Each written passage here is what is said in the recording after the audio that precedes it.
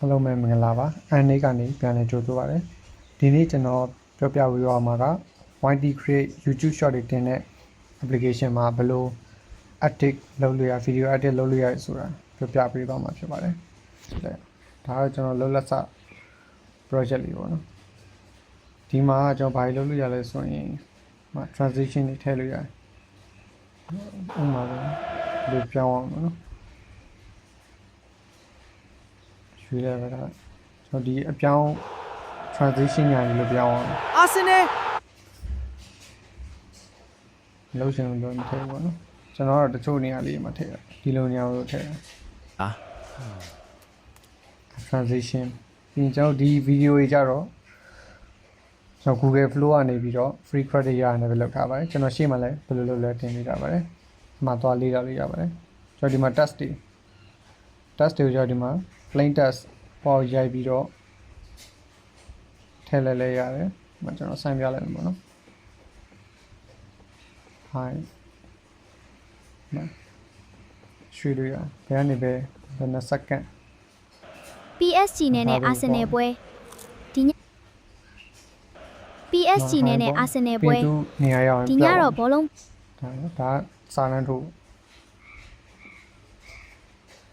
ဖြတ်လိုက်မယ်နောက်ပြီးဒီမှာ task ကိုမှာ task effect တွေအများကြီးရှိတယ်ဒီမှာကိုကြိုက်တဲ့ပုံစံလေးနဲ့သုံးပါနော်ကျွန်တော်နောက်မှာသုံးတာလည်းပြဒါ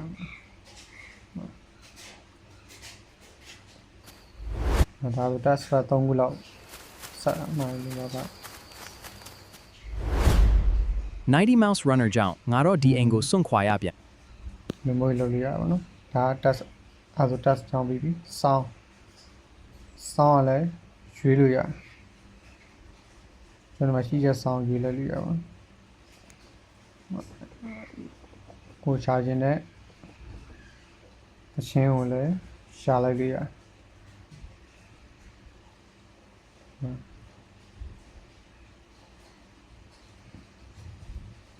ဆိုင်ကြည့်မလို့နော်ဒါချင်းအလောင်းဝပါစတိုင်းနဲ့ရ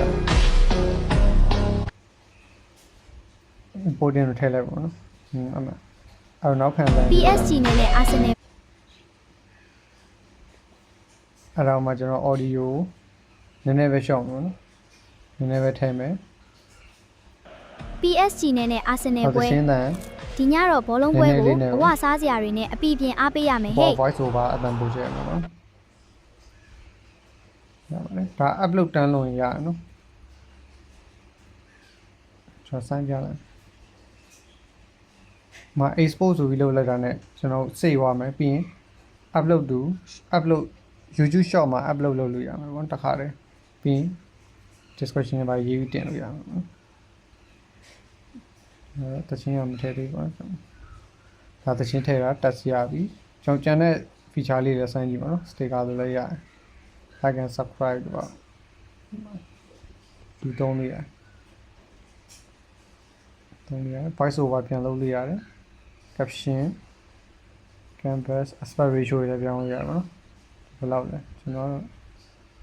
9 to 6နဲ့ပဲဒါဆို YouTube short တော့ဒါကိုပဲစိတ်ပြီးတော့ကျွန်တော်TikTok တို့ Facebook တို့ Reel တွေမှာလည်းပြန်တင်လို့ရပါတော့ဒါကတော့